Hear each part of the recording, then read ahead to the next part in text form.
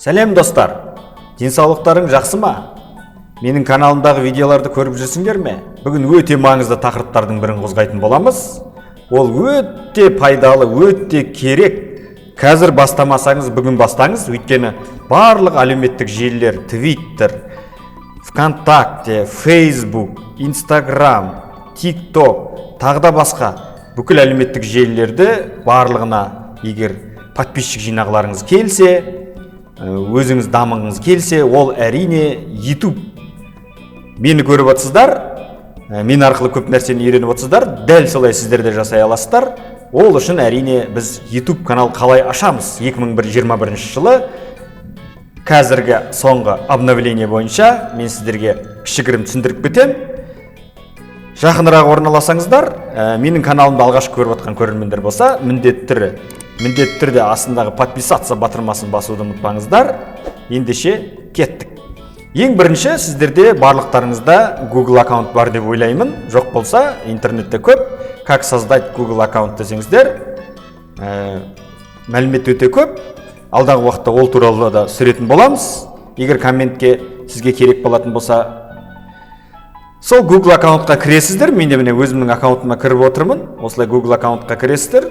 Google аккаунт барлық жерде бар. Дәл сіз телефон алған кезде, Google аккаунтсыз, жаңа телефон алған кезде, олсыз сіз аккаунт аша алмайсыз. Сол себептен сізде бар. Егер ұмытып қалсаңыз, оны восстановление жасауға болады. Өзіңізді сол тіркелген номеріңіз немесе почта арқылы паролін ұмытып қалып жатқан жағдай болатын болса, егер білетін болсаңыз, осындай Google аккаунтқа кіресіз. Осы Google аккаунтқа кіру арқылы сіз ары қарай YouTube каналға кіріп, сол Google аккаунтыңыз арқылы осындай өзіңіздің VIT деп, мысалы мен шығып кетейін, сол Google аккаунтыңыз арқылы YouTube каналға кіріп кетсеңіздер болады. Мысалы мен өзім IT маман дегенге кірем. Міне, осындай өзіңіздің YouTubeға Google аккаунтыңызбен кіресіз. Оның ішінде мой канал дегенді бассаңыздар, мына жерде стоп басып қояй. Міне осы жерде осыны қалай жасадым. Ең бірінші, сіздер кірген кезде осындай шапка жасайсыздар. Сіздің YouTube каналыңыз не туралы болады? Қай салада, немен айналысасыз, не көрсетесіз алдағы уақытта? Сол туралы саласыздар. Бұны кез келген уақытта өзгерте беруге болады. Қатып қалатын еш нәрсе жоқ.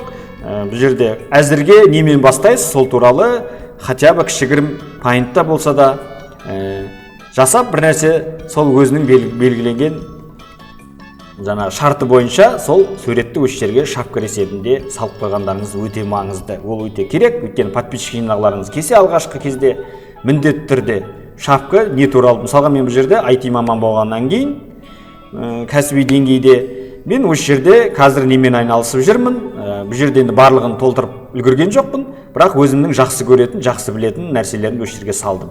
Мен мысалға веб-дизайнер, қандай тілдерді білемін, сайттарда қандай тілдерді жазайым, маркетинг, таргетолог жағынан, жүйелік администратор, фотошоп деп осындай не білем, әзірге каналымды ашуыма байланысты осындай нәрселерді салып қойдым. Әрине бұны жақын арада өзгертем, бірақ осы әзірге бар, мені кім екенімді білет.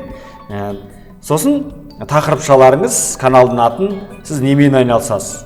Ол өте маңызды, бұны көп өзгерте беруге болмайды. Сол себептен өзінің ережесі бар, өзгерті, ол туралы кейінгі сабақтарда тоқтайтын боламыз. Бірақ немен айналысасыз? Мен IT маман болғаннан кейін, көрдіңіздер, информационный технология, ақпараттық технологияларға байланысты мәліметтермен айналысатын болғаннан кейін, міне осы өзімнің каналымның атын солай салып қойдым. Ең бірінші, ол жерге мынандай сізге каналға кіргеннен кейін, жаңа мен айтқаннан кейін мой канал деп сізде мына жерде, енді мына жерде сізде бәрі пустой болады, сіздерде соны басып, осы жерге басып кіріп, мына жерде сіздің иконкаңыз, қандай иконка, мысалға сіз біреуге сообщение жазатын болсаңыз, или сіздің каналыңызға кіріп, сіз комментарий жазатын болсаңыз, осы иконка арқылы танитын болады.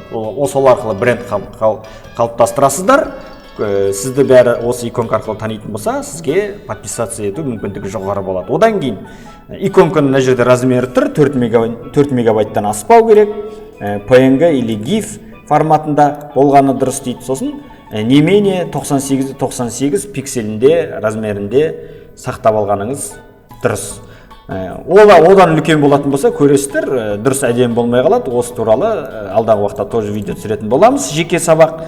Одан кейін мынау баннер, изображение баннері, сіздің шапкаңыз, ол туралы да мына жерге толығырақ видео түсіретін боламын. Осы жерге міне шапкаңызды қойып кетесіз, суретті жасап аласыз. Мынау тұрған сізге беріліп тұрған осы міне 2048-де 1152 пикселінен аспайтындай, 6 мегабайттан аспайтындай осындай дизайнда сурет жасайсыздар. Әзірге Paintпен жасасаңыз да болады, немесе Photoshopпен жасасаңыз да болады. Өзіңіз қай графикалық редакторды жақсы білесіз, сол арқылы жасасаңыздар болады. Одан кейін логотип каналы мен әзірге қойған жоқпын. Алдағы уақытта оның барлығын дамытатын боламыз әрине. Бізге қазіргі уақытта контенттер маңызды, сол себептен ең маңыздыларын қойып кеттім. Егер компания болып жатса, әрине дамып жатсақ, логотип қоямыз. Одан кейін основная информация дейді. Сіздің каналыңыз не туралы болады? Осы жерге негізі көп жазу керек, толықтай. Мен алдағы уақытта дамытамын, күннен күнге дамып келе жатырық. Мен бұл жерде қысқаша жаздым, көрермендерге түсінікті болу үшін IT саласы бойынша қызық тақырыптарды қозғайтын боламыз. Бізбен бірге болыңыздар. Міне осылай өзіңіздің салаңыз бойынша копирайтинг дейді ғой. Егер сіз жақсы білетін болсаңыз, көрермендерді қалай жақсы жаулауға болады, міне сол туралы осы жерге қызықты мәліметтерді жазып кетсеңіздер болады. Одан кейін каналға кіргеннен кейін настройка вид канала, управлять видео деген бар. Настройка вид каналға кіресіздер. Осы жерде ең маңызды екі нәрсе бар. Сіз каналды ашқаннан кейін міндетті түрде видеолар қоюыңыз керек. Көп ойланудың қажеті жоқ. Алғашқы бастап жүрген сіз ютубер болатын болсаңыз, блогер боласыз ба, қандай мақсатпен ашып жатсыз, сіз міндетті түрде сол салаға бойынша бірінші оформление жасап алу керек. Жаңа мен айтқан міндетті түрдегі нәрселер өте маңызды. Оны болмаса сізге ешкім подписация етілмейді. Соны жасап алғаннан кейін трейлер дейді, сіздің каналыңыз не туралы болады, негізі сол туралы түсіру керек болады. Мен әзір түсірген жоқпын, бірақ осы 1-2 күннің көлемінде түсіріп қаламын. Қазір монтаж жасап, өте жоғары деңгейде дамып келе жатырық. Сол трейлер туралы түсіремін, бірақ оған жасайтын уақытыңыз болмаса, мен сияқты осындай бір жақсы 5-6 видеоның ішіндегі қайсы сізге ұнайды, өзіңізге қайсы жақсы шықты деп ойлайсыз, соны қойып қоясыз. Мен мысалға компьютерлік желілер туралы өте керемет видео түсірдім деп ойлаймын, ең маңызды ақпараттарды бердім. Бірақ енді әрине одан да мықты видеоларым шығып жатыр, бірақ мен осы жерге трейлер для зрителей, которые еще не подписались на канал дейді. Сізге ең алғашқы көрермен келген кезде сізді көру керек қой, кім екенсіз, немен айналысасыз. Соны ұстап қалу үшін сіз міндетті түрде осы жерге ең мықты қалай ойлайсыз? Сіз сол пользователь, сол клиент жағынан ойласаңыз, сіз көріп көріңіз, сырт көзбен біреулерден сұрақ көріңіз, ақылдасып көріңіз, қай видео жақсы деп ойлайсыз, соны міндетті түрде қойып қойыңыз.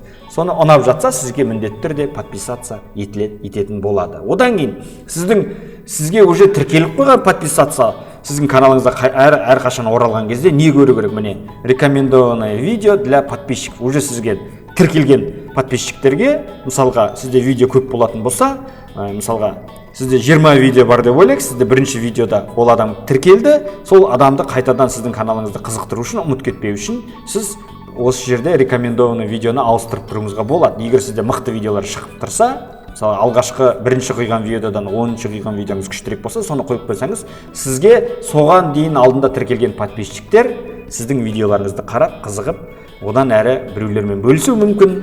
Одан немесе сізде каналыңыздан шығып кетпеуге ықтималдылығы зор болады. Міне, осы нәрселерді білу керек, өте маңызды. Осы екі нәрсені. Енді сұрап өтқан шығарсыздар, видеоны қалай қоямыз? Оның екі түрі бар. Мына жерде каналыңызға кіргеннен кейін, мына жерге мен қалай кірдім? Мына жерде бассаңыздар, мысалға мына жерде көрсетейін, басынан бастап шығып кетейін. Каналға кіргеннен кейін сіздер мына жерде творческая студия дейді, YouTube дейді. Обязательно міндетті түрде басуыңыз керек. Бүкіл настройкалардың барлығы YouTube-қа байланысты осы жерде жазылады. Міне, менде қазір 412 подписчик болып тұр. Соңғы салған видеом, мына жерде рейтингім барлығын көрсетеді. Сізді өзіңіз біліп отырасыз, аналитика өте маңызды жасап отыру керек. Вместе рейтинги по числу просмотров дейді. Мысалға, менікі қазір осы соңғы шыққан видео 3-ші орын алып тұр екен, көру жағынан. 10 видеоның ішінен соңғы топтағы ол өте жақсы деген сөз, значит видеоларыңыз жақсы шығып жатыр деген сөз. Міне, осы нәрселерді білу керек міндетті түрде. Одан кейін мына жерде жаңа көрсетейін деген создать, добавить видео дегенді басасыз. Видеоңызды монтаж жасап барлығын болғаннан кейін выбрать деп пультін көрсетіп, сол видеоңызды саласыз. Ол туралы әрине қызықты тағы видео түсіретін боламын. Міне, видеоны саласыз. Одан кейін контент дейді. Міне, сол видеоны салғаннан кейін, мысалға редактор жасауыңызға болады. Мысалға, видеоны қидың, тағы бір нәрселер өзгерту керек болатын болса, кез келген видеоңызға барып, мына жерде бүкіл аналитикалар тұр, басып сведения. не туралы жаздыңыз мына жерде, соның барлығын көрсетесіз. Шапка, мына жерде тег қандай, барлығын осы көрсетесіз. Осыларды міндетті түрде жасау керек. Бұл туралы тоже отдельный видео түсіретін болам. Содан кейін плейлисттер өте маңызды. YouTube канал ашқан кезде, өйткені сіздің әртүрлі жаңағы не бойынша видео түсіресіздер ғой. Мысалға біреуіңіз природа туралы түсіруіңіз, өзіңіз туралы түсіру мүмкінсіз, бір мысалға сала туралы мүмкінсіз. Салалардың ішінде бөлінеді, IT-дің ішінде де бөлінеді. Мысалға барлық IT-ға жатқанмен, мысалға мен ыңғайлы болу үшін, мысалға слайдтар, офистік бағдарламаларды бөлек жерге, сайт жасауды бөлек жерге, WhatsApp туралы бөлек жерге. Осындай плейлисттер өте ыңғайлы. Бұл өте сіздің оптимизация жасауыңызға өте күшті көмектесетін инструменттің бірі десек те болады. Керек нәрсенің YouTube-тағы маңызды. Бұл туралы да алдағы уақытта тоқтайтын боламыз. Одан кейін аналитика жасауға болады каналыңызға. Соңғы қанша адам көріп жатыр, не болып жатыр, қанша мына жерде соңғы салған видеоңыз көріп жатыр ма, өсіп жатыр ма, түсіп жатыр ма. Осының барлығын осы жерде сағат бойынша қарап отыруға болады. Одан кейін комментарияларды қарауға болады. Соңғы сіздің әр видеоңызға міне жазып тұр, қандай комментариялар жазып жатыр, неше комментария. Ұмытып кетпеу үшін міндетті түрде жауап беріп отыруға тырысыңыздар комментария өздеріңіздің көрермендеріңізге. Міне ең маңызды сабақ. Сізде бізбен бірге дамыңыздар, сұрақтарыңыз болса қойып отырыңыздар, алдағы уақытта бірге дамитын боламыз. Сіздерге ұнады деп ойлаймын. Ұнаса лайкты басуды аямаңыздар. WhatsApp-пен бүкіл класстастарыңызға, достарыңызға таратуды ұмытпаңыздар. Өйткені каждый біздің видеоны жіберіп алмауға тырысыңыздар. Мен жай видеолар түсірмеймін, тек қана ақша алып келетін, дамытатын, тек пайдалы видеолар түсіруге тырысамын.